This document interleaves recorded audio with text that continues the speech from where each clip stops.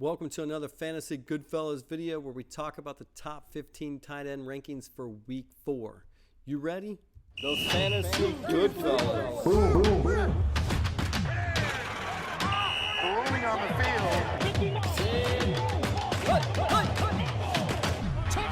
The Fantasy Goodfellas. All right, we're going to get started in this video where we talk about the top tight end rankings for week 4.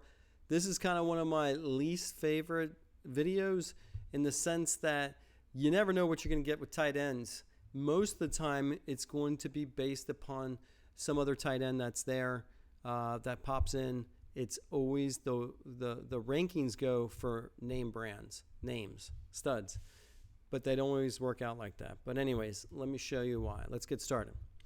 All right, at number 1, you got Brock Bowers versus the Cleveland Browns. Now, here's a tight end that was ranked 14, and he only had 41 receiving yards.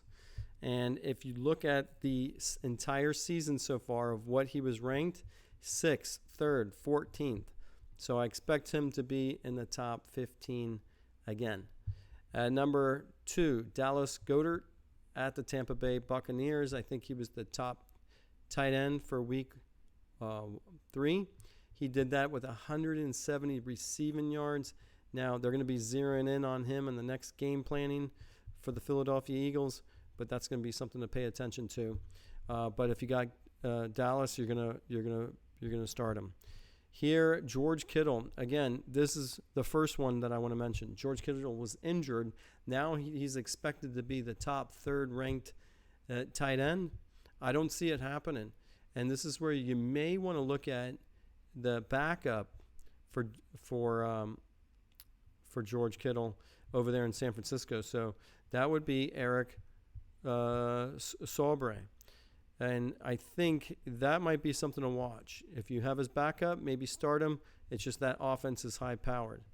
At number 4, you got Dalton Kincaid at the Baltimore Ravens.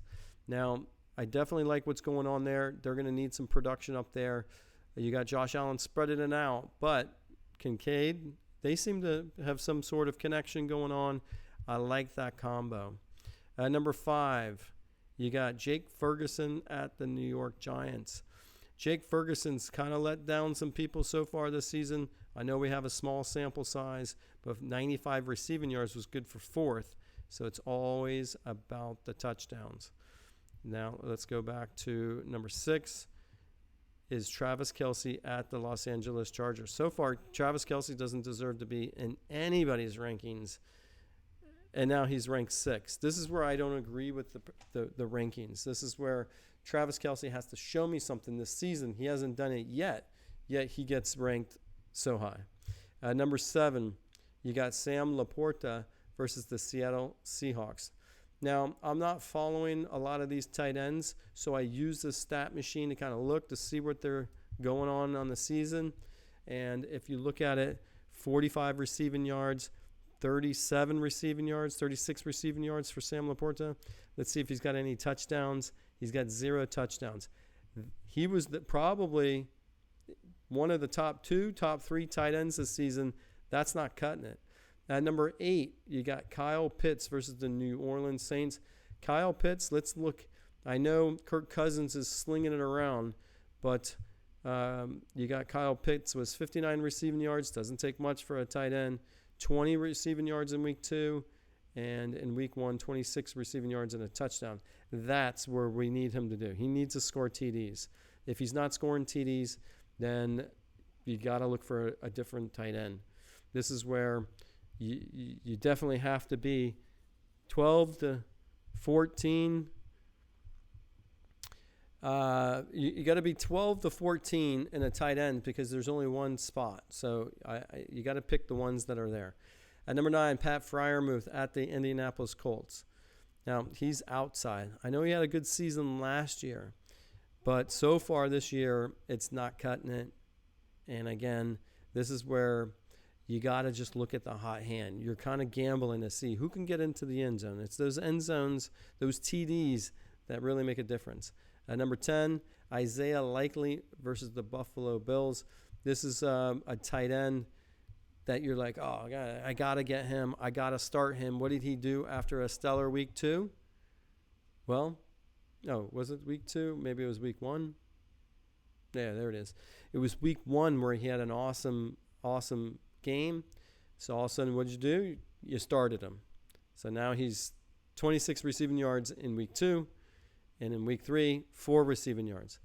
So, and there was talks of going with, let me see if I can pick it. There was talks of having Mark Andrews back.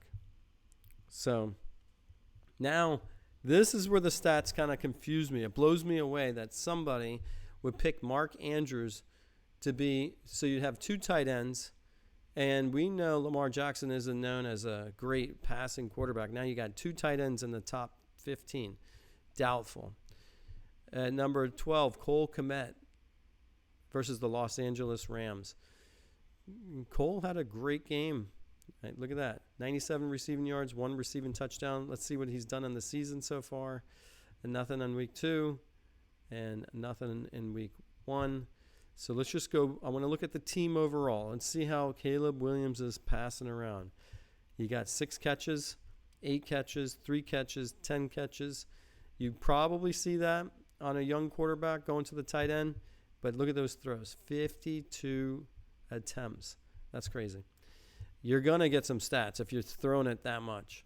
At number 13, Mike Gesicki at the Carolina Panthers. This is where I thought Gesicki was really settling in for 47 receiving yards. That didn't cut it in my mind, but still, he's a starter. Even on a 12-team league, he's a starter. At number 14, you have Colby Parkinson at the Chicago Bears. What did Colby do? He did 21 receiving yards. Let's see what he's done on the season so far because I'm not familiar with him. He'd probably be in the top 10, top 15 in week 1.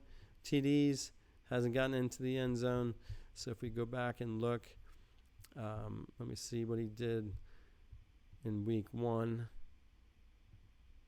And he was the 7th. Look at that, 47 receiving yards. That's all it takes to be a top tight end. That's nothing. So if you're picking tight ends, they don't have to do much. Just get one that's doing something. And you're really looking for the ones that get the touchdowns. And at number 15, Dalton Schultz versus the Jacksonville Jaguars. What did he do in week 3? Only 11 yards. It's just that offense. C.J. Stroud, is he regressing this year? I think it's happening. I'm not going to claim it yet. They just got too many studs to be kind of mediocre. But it's definitely, you expect more from C.J. Stroud. So I think Dalton Schultz can be in that top. He's a starter, definitely, for sure. All right, that's going to do it for the top 15 tight end rankings for week 4. As a reminder, it doesn't take much to get into that top 12 spots. All you need about 47 receiving yards, maybe or a touchdown. That's all it takes. And you're looking for the ones that could get involved in the game plan. And that's going to do it for me. Well, good luck in week 4, and I'll see you on the next video.